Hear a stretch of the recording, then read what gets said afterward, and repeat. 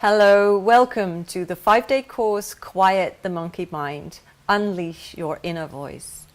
I am Karin Bosveld, life and work coach and Zen and mindfulness teacher, and I teach you to move out of anxiety and fear-based unnecessary drama into that space of self-confidence, wisdom and love. And by doing so, we'll have to look at the working of our own mind. We tend to think that it is the circumstances in our life that determine how we feel, but really it is how we deal with those circumstances, how we react to them. That determines how we feel and then act. Now, in this course, I'll teach you 5 simple and very effective tools to train your own mind to act differently. It is totally doable to train your mind to be quieter, more focused, and to reach that more wise inner voice that is also there. In order to attain that, we'll have to quiet the monkey mind.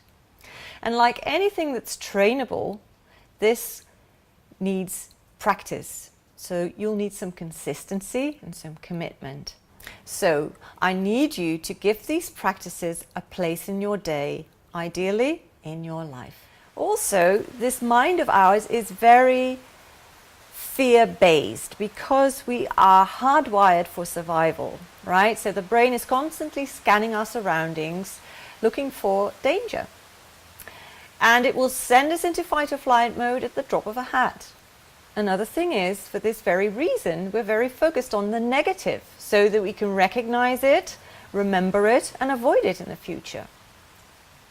And then there's the endless self-talk. To give us that sense of a permanent self, part of our brain is constantly telling us the story of self. Again, quite fear-driven, so a lot of negative self-talk. So if you recognize all this, you are not alone. We all have this going on. It is our brain in default setting. And what we're going to do in these 5 days is find ways of getting ourselves out of default.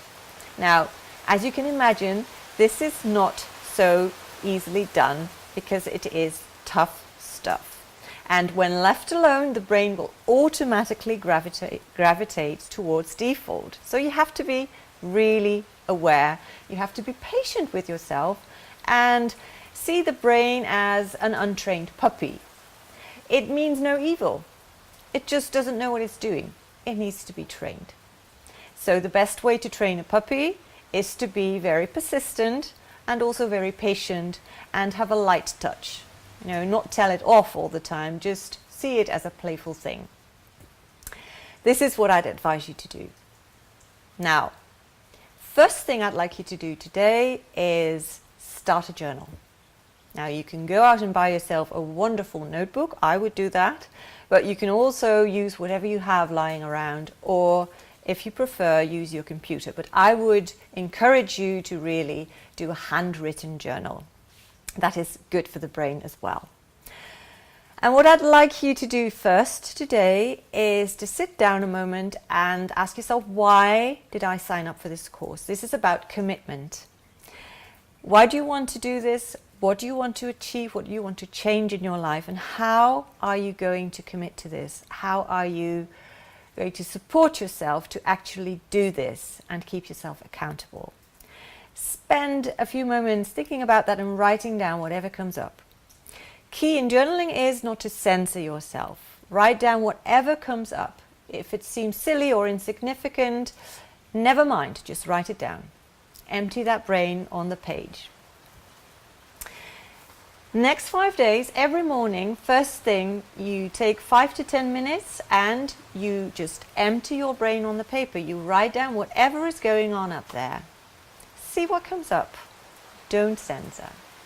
What I usually do is I commit to 3 pages rather than 5 to 10 minutes. Because after a page and a half, 2 pages, usually it's not just muck, but it's also more intuitive things that come up. And sometimes beautiful insights. But do whatever works for you. I wish you a lovely day and I'll talk to you tomorrow.